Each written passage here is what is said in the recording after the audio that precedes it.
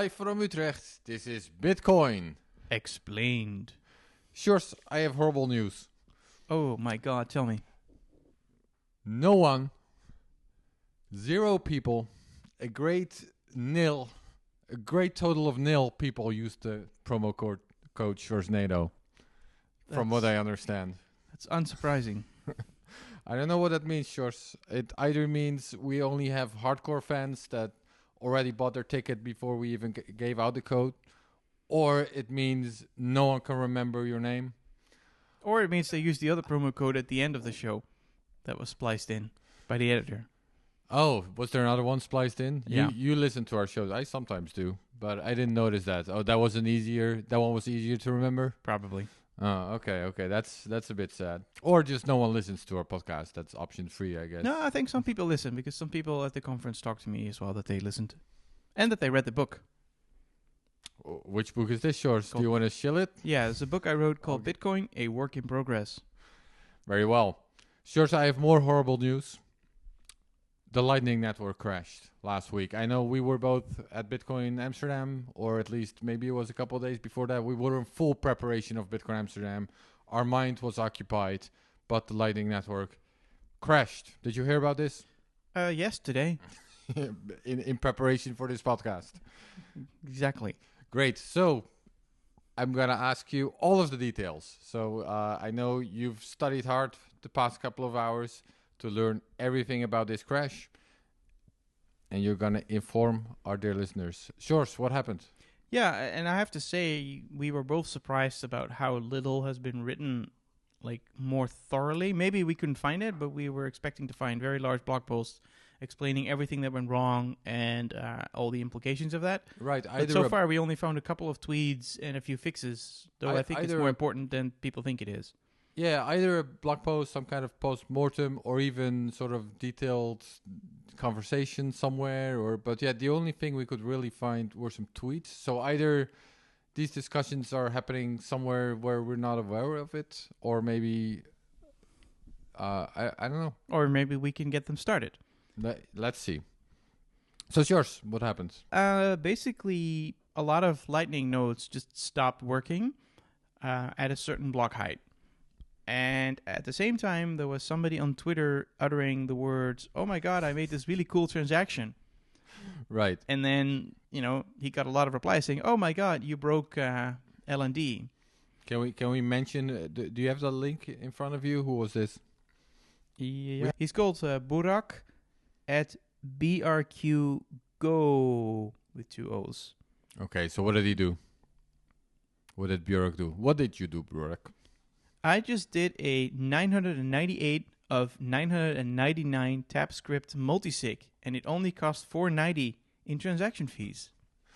Okay, let's start there. This is about as close as oops, I accidentally killed it as we have ever gotten on Bitcoin, even though he didn't kill Bitcoin. What was that again? Because I remember the term. What happened there? Oops, I accidentally killed it was about the destroyed smart contract that contained, I don't know, a couple $100 million worth of reserves. That was an Ethereum, right? Yeah, and apparently somebody accidentally changed that smart contract into a state where nobody could touch it again.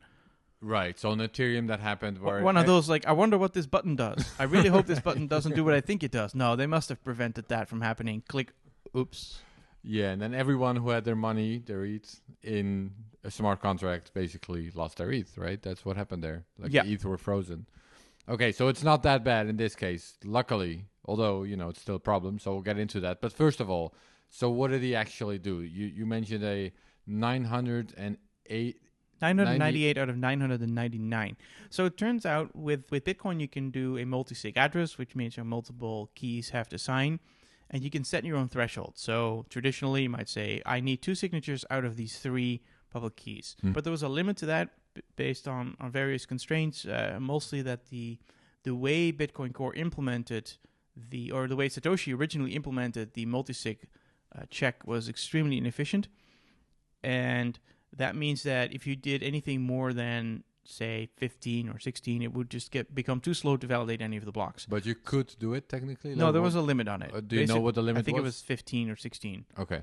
So a maximum of 15 signatures, and So then you could do a 14 out of 15 or 2 out of 15. something like that. And that might have even been like, yes, you can do 15, but you can only do 6 signatures out of that. Some constraint like that. Okay. Just to it's not about the block size that it's using, but about the validation time going up quadratically, I think, instead of linearly. Right. Okay. So that's sort of the original multisig in Bitcoin, but that was improved upon. Is that right? Exactly. It was improved upon in Taproot by making it much simpler. Basically, instead of having one opcode called opcheck multisig, it has something called opcheck key or something like that. I forgot the name. But basically, you just tell it to check one key, tell it to check the next key, etc. And it would add, and then it just adds up the number. And so what he did was basically push that to the maximum and have these 998 keys in it. Okay, so that is the maximum? 999? I'm not sure, but X out of 999? I'm not sure. Okay. But it was big. It was much bigger than anything we've previously seen before on the blockchain, but it's perfectly valid under Taproot rules. So when you're spending such a thing, that means you need to put 998 signatures on the blockchain. I guess there are two options, right? Either 999 people have to all agree on how to spend the coins, in which case it looks like a very regular one sig, because that's what Taproot does, right? If you were to use music, yes. So if you use music to create a sort of one key out of those 999... No, that's not what I'm referring to, Sjors. With Taproot, you always have the option that if everyone in the contract agrees, then you should be able to just spend the coin, the UTXO, as if it's a very regular transaction, right? You have that option, you don't have to reveal what the actual conditions were under the hood. Ideally, yes, but that's not... You still have to do that yourself. You have to use software to create that joint signature. And that requires something like music.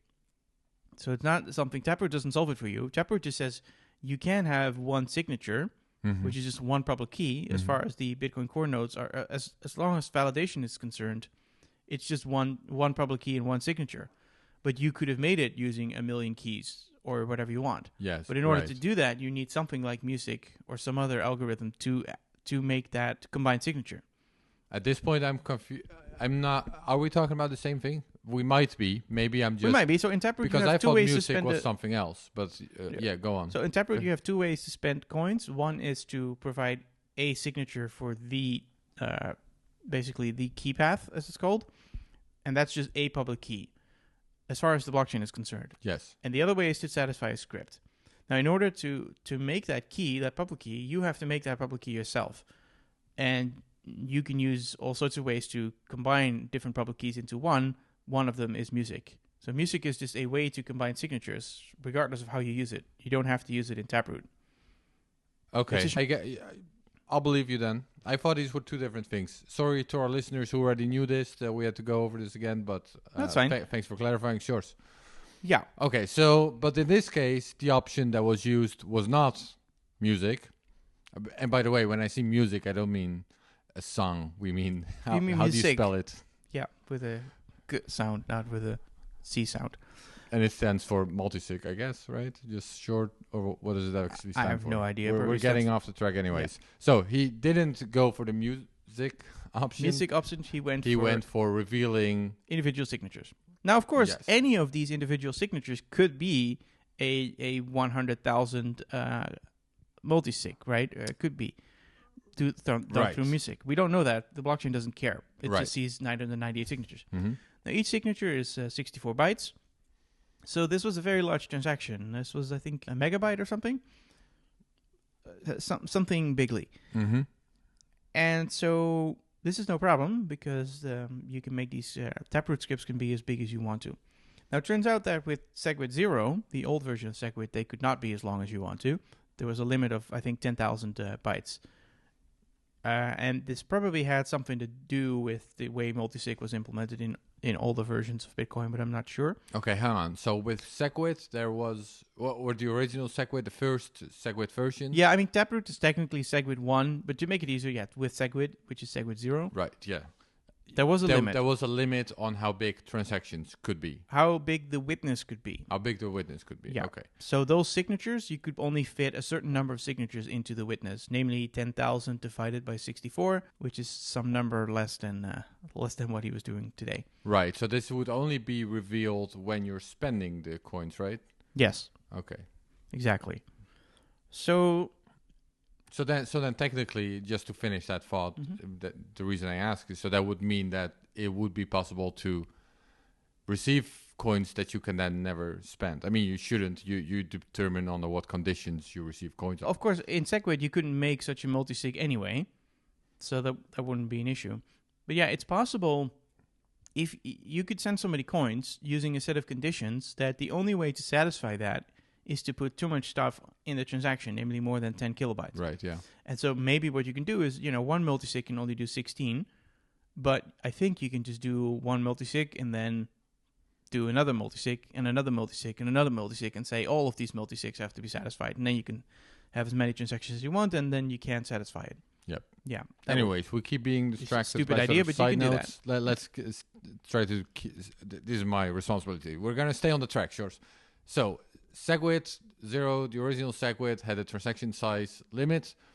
Taproot, or sort of Segwit... A witness limit. Witness size limit. Oh, yeah, sorry. Taproot does not.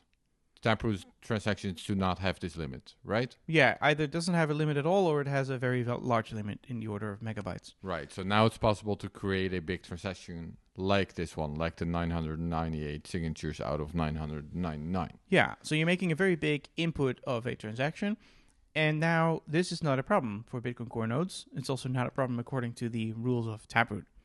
However, BTCD had an implementation mistake, so we should explain what BTCD is. Yes.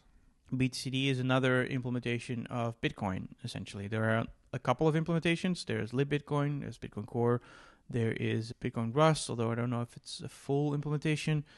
There is... Bitcoin, I don't know if yeah, it's still Bitcoin is maintained. in JavaScript, I think so, yeah. There's a bunch of them, and some of them implement Taproot, others don't. And this... Basically, all these nodes implement consensus code from scratch. That's always a risk. Though I think LibBitcoin will actually use the Bitcoin part of the consensus code.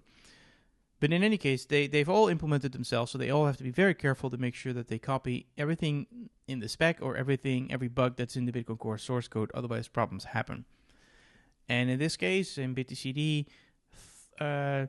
was incorrectly checking that this thing was less than 10 kilobyte, because that was a rule for the old version of Segwit and not for the new versions of Segwit.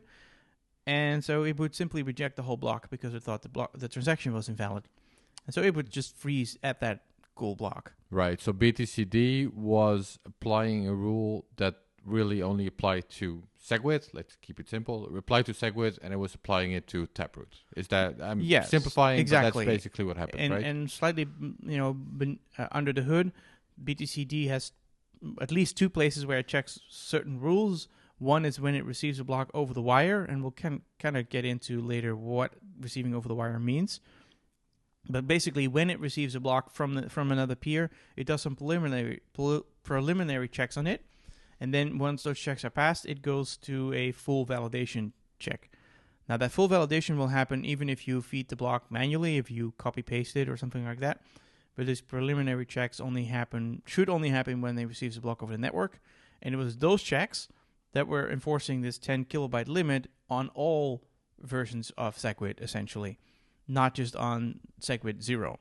Because the way Segwit has been designed is there's multiple versions of Segwit, and if the version number is more than 0, then in the beginning, you would always approve the transaction. It would always be spendable. You would simply not check any rules, including rules about size limits. Yeah. So I would propose from now on, let's just say Segwit and Taproot, even though technically it's Segwit 0 and Segwit 1, right?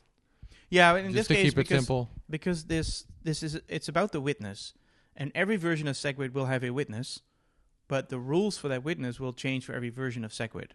So with regular Segwit, there was a limit of 10,000, but there was no limit defined for any other version of Segwit. Yeah. So it turns out this... Okay, so BTCD, they did the same check kind of twice, and you mentioned that the first check happens when they receive it over the wire, and then you said we'll get into that, so let's get into that. What do you mean by that? Yeah, and presumably they check it again in the code that checks the consensus, and there they would probably be doing it correctly. So in the code that really, once they've received the block and put it in their own database, it might say, okay, is this block actually obeying Segwit? And then it would do it correctly. It would say, what's the version of Segwit? Okay, version number 0, okay, that's the limit. Or if it was Taproot, it would check some other limit. Okay. Yeah, BTCD is an alternative Bitcoin implementation. However, we were talking about Lightning. So how does this tie in with Lightning then? Yeah, so first I'll describe sort of an imaginary scenario because I don't think this actually exists in the wild, or at least not very often. Let's say you're running LND, which is the Lightning implementation, built by the same people who also built BTCD. Right. So that's Lightning Labs, right? Yeah. Now, you can use Lightning LND using different node software. If you were using it with BTCD, then this bug would very clearly occur. Because your BTCD node is talking to other nodes on the network, might be Bitcoin Core nodes. It sees this block, it receives it over the wire, and it says, this is wrong. And then it stops syncing. You still haven't explained what over the wire is, by the way. Yeah, just over the internet. Okay. Something like that. Yeah. So it was, it basically rejects it that way. And then how would this impact Lightning? Your Lightning node wants to see all the new blocks in order to make sure that its channels are still okay, that nobody's trying to cheat on it, etc. And so if your Lightning node is not seeing any new transactions anymore, it's going to get increasingly unhappy. At some point, it may even be talking to its peers on the Lightning network, and its peers are saying, no, there are much newer blocks than what you're talking about.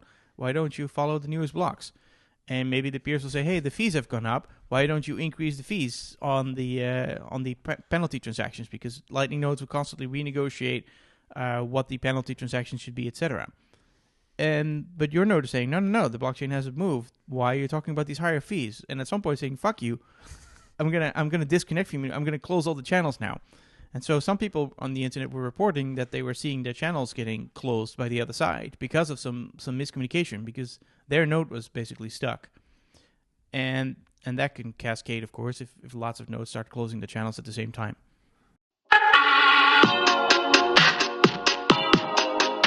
Yo, what is going on, guys? We are proud to have Voltage as a sponsor of this episode. How many of you developers out there have wanted a streamlined infrastructure provider for your particular project? Well, I'll tell you what, Voltage is the Bitcoin infrastructure provider you have been looking for that makes building on Bitcoin quick and easy, whether it's Bitcoin nodes, Lightning nodes, BTC Pay, and so much more. But don't take it from me. Just ask the guys over at Amboss, Sphinx, Podcast Index, and Thunder Games, and so many others that you guys already know and love. Their enterprise-grade products make it fast and easy to build, deploy, and scale your next project. So make it easy on yourself. Even normie plebs can use the dashboard or API. Don't wait before the next block confirmation. Let your team focus on building great products and let Voltage handle all the rest. Voltage is your go-to zero management Bitcoin infrastructure solution.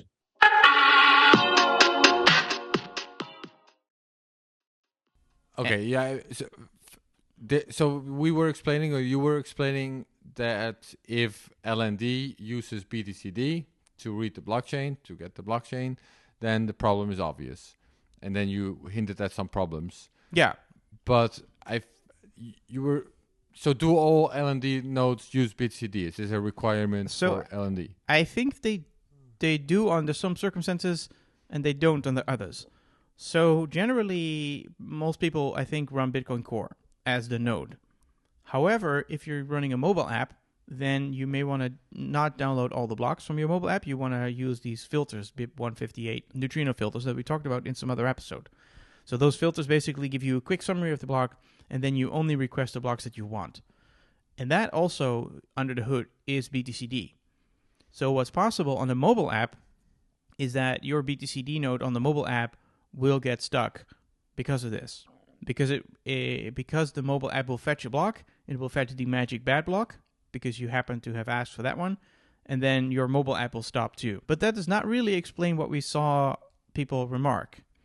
Because people were complaining that, first of all, they were complaining that their node stopped, their Lightning node stopped, and I don't think a mobile app would necessarily stop, but maybe it would. But they were also complaining about channels getting closed. And mobile apps tend to be very patient in this stuff. Like you can have your Phoenix wallet or Breeze wallet or whatever, you can ignore it for weeks and it'll start annoying you, warn you, but it generally doesn't start closing channels on you. So that doesn't seem to be what's going on. When people have forced closes of their channels, I think they're actually running their own node. They might be using something like Umbrel or something. And at the same time, today I saw on Twitter, on October 10th, Umbrel said, hey guys, there's a new update. Please, install this hotfix because there's a problem with Lightning. So then my question is, why would Umbrel nodes have a problem with this? And this is where I would have loved to have read a good postmortem, because now I have to guess, because I don't know exactly how Umbrel works. But as far as I know, software like Umbrel uses Bitcoin Core to download all the blocks. So when people say over the wire, I would assume that the wire is Bitcoin Core receiving blocks from other nodes out there, and Bitcoin Core doesn't have this bug. So then the question is, why are we still running into this bug, even though we're using Bitcoin Core to validate the blocks? The Lightning software shouldn't be doing extra consensus checks. So this is where I think what's going on is that on your little node, you have Bitcoin Core running and you have LND running. But LND, under the hood, uses bits and pieces of BTCD. It just uses some of the building blocks from BTCD. And one of those building blocks... For example, for Neutrino. Yeah, for Neutrino. And then, again, there's two sort of paths that I would imagine could have gone wrong. One path is that the node... the LND software is talking to your full node, not directly in a sense. It is talking using these filters. So it might be asking your node, so it's on the same device, but your LND software is asking the node for the filters on the same device, and then given the filters, it's asked the node for the blocks. And those blocks are still going over a wire. Even though the wire is inside your own computer, it's still a wire from the point of view of the software. And so then it would also run into this bug where the block briefly goes on the wire from your Bitcoin Core node to this little piece of BTCD, really. And so Right. that's a problem, because you don't want to have these extra you don't want to be reliant on some other implementation than Bitcoin Core for your consensus checks, because there could be other bugs in there. That's one possibility. The other possibility is that it's even different there. Maybe LND talks directly to Bitcoin Core and just asks for every block, which would make sense. I mean, Lightning nodes, if it's on the same machine anyway, it might as well just ask every block from Bitcoin Core, just in raw form. And that could also still be interpreted as if it was going over the wire. So maybe it was still running those same checks, even though there was nothing going over a wire. In any case, somehow some of the BTCD consensus code is, network code, but network is kind of, important for consensus too. Somehow is getting run, even though you're not running BTCD as the node, which is kind of worrying from an architectural point of view. Because again, in general, other implementations than Bitcoin Core can cause problems when they have even the slightest different interpretation of what the rules are. Right. Okay. So to summarize that, we know what the bug in BTCD was. What we're unsure about, and we've tried to look for it, is why it affected the Lightning Network, or to the extent that it did, why it affects LND nodes, why it affected nodes even though you'd think they were not running BTCD, at least not the full version of BTCD. Right. So that's an open question. I think we've postulated some possibilities. Yeah. I would also observe if someone has the answer, let us know. We'll mention it. Maybe in by the next time episode. this airs, it's already been explained by somebody. And they're like, oh, you guys are wrong. You didn't read this post. It's because you wrote it after we recorded it. So one more thing is that I think some people framed this as a Taproot related bug, but it really wasn't, because I work on this other project called Fork Monitor, which is by BitMEX Research, and Fork Monitor checks different nodes to see if they have any problems compared to each other. And because I was also busy with the conference, I completely ignored what Fork Monitor was doing, but it actually turned out that Fork Monitor, the BTCD node on Fork Monitor, was also stuck at this magical block, or one block before the magical block. But just nobody noticed it. Or maybe people did notice it and told me about it, and I ignored it anyway because I didn't know there was this drama going on. Busy partying in Amsterdam. Exactly. That has to happen. But basically, this particular node on Fork Monitor has not been updated for a while because I was being extremely lazy. It was running a very old version. Actually, it was running a version that was from before they had Taproot support. So the node that stopped did not support Taproot. which means this bug is not related to Taproot at all. And in fact, somebody could have triggered this bug before Taproot was even created. Depending on when the bug was introduced, probably when Segwit was introduced. I'm guessing this check was written when Segwit was introduced. So Right. this bug has been sitting there for like 5 years. But then someone would Perhaps. have had to make a Segwit version 1 Yeah, but transaction before there was a Segwit version 1. yes, Right. but that's possible. And we've Sure. talked about this in the earlier episode about accidental hard forks, or what is a hard fork or what isn't a hard fork. You can use features that don't exist yet in Bitcoin Core, and the thing is, you're giving away your money, but you can give away your money in a way that causes other nodes to crash, or causes half the Lightning Network to crash in this case, Yes. or maybe not half the network. I don't know how big the explosion was. This is why I'd like to see a post-mortem, like how many nodes actually went down because of this. Right. Yes, me too. And so are we done with this part? Are we done with the speculation part?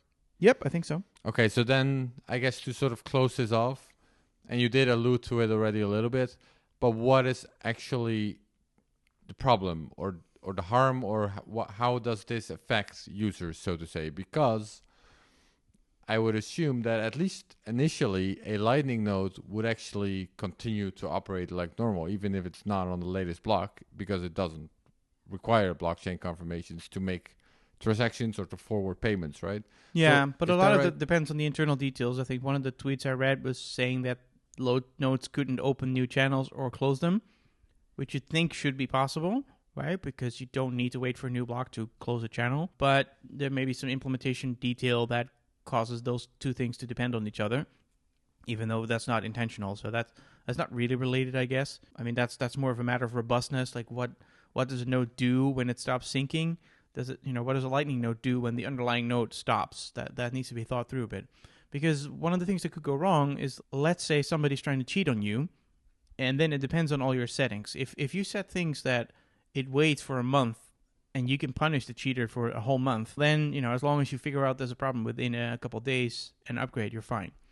But let's say you've really tightened all the screws to maximize your fee revenue or whatever, and you've set it so that if you don't respond within 12 hours, let's say 24 hours, that's a bit of a better example. Let's say you don't respond within 24 hours and somebody can cheat on you. That means you need to make sure your Lightning node is not down for 24 hours.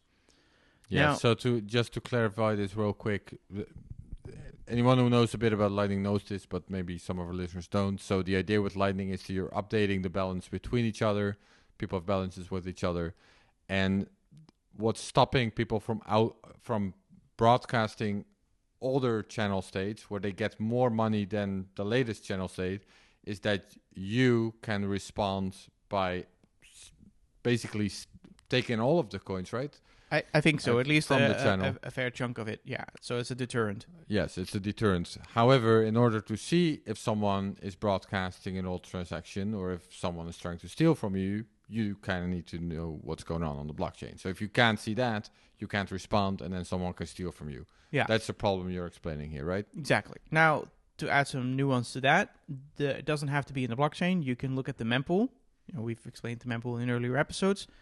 Typically, your mempool is set to 300 megabytes. That's the default on Bitcoin Core. Oh, hang on, you say you can look at the mempool, but You can see if somebody's cheating by looking at the cheat transaction inside the mempool.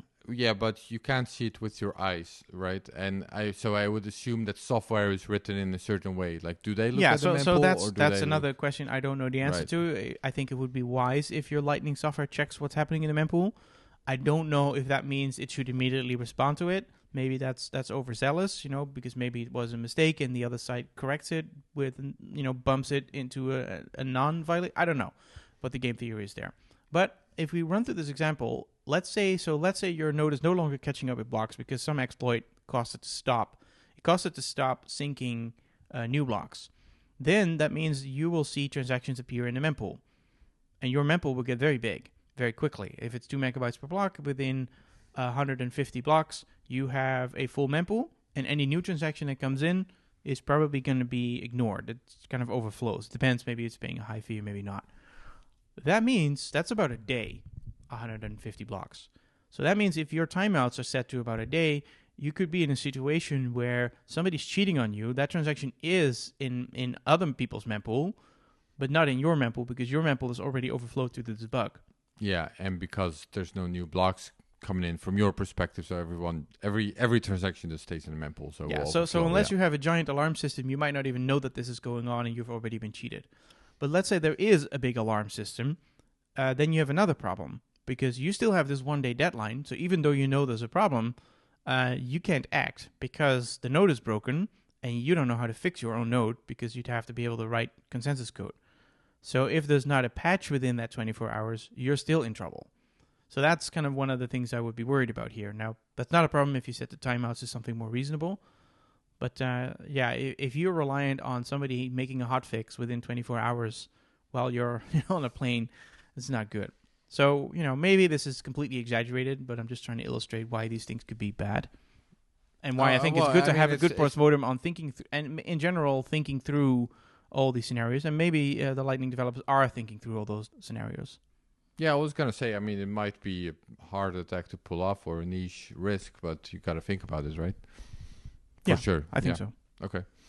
What about routing? Would routing be affected? I think routing was affected. I'm not sure how, but I think there were less routes available. I guess because nodes could be the same reason. It could be that the node says, hey, I'm too far behind the real world, or like I'm not seeing any new blocks. So generally nodes have a heuristic, at least Bitcoin Core has a heuristic. I think that if you don't see a new block within 2 hours, some alarm bells go off internally. It tries to make more connections. Perhaps Lightning software has similar things that after a few hours of no update, it says, you know what, I'm not sure what's going on in the world. I'm going to stop forwarding payments now. So maybe it just refuses to forward any new payments until it's up to date again. Things like that could happen. Right. So that would definitely cause some systemic effects where you would certainly find that all your routes are not working, or a lot of them, because some of them are running as a piece of software that's down. Yep. Okay. Sjors, is that it? I think so. I think so too. So clearly this was a little bit of a guessing episode or speculation, informed speculation, how you want to call it. We're trying to figure out what went wrong, and we weren't exactly sure, and we weren't really finding the answer we were looking for. So again, if anyone knows more than us, let us know. Maybe we'll cover it in the next episode. Who knows? We'll definitely mention it in the next episode. I don't know if we'll do a whole other episode about it, but please let us know if you know anything more. Sjors, is Lightning still reckless? It depends on what you're doing. I think generally it's fine. Such a nuanced answer. Just say yes. Reckless. Lightning is reckless. Everyone's reckless. That's what we want to hear. It's not too bad. I mean, Okay. Bitcoin is still an experiment, right? So I guess that's all. Then thank you for listening to Bitcoin Explained.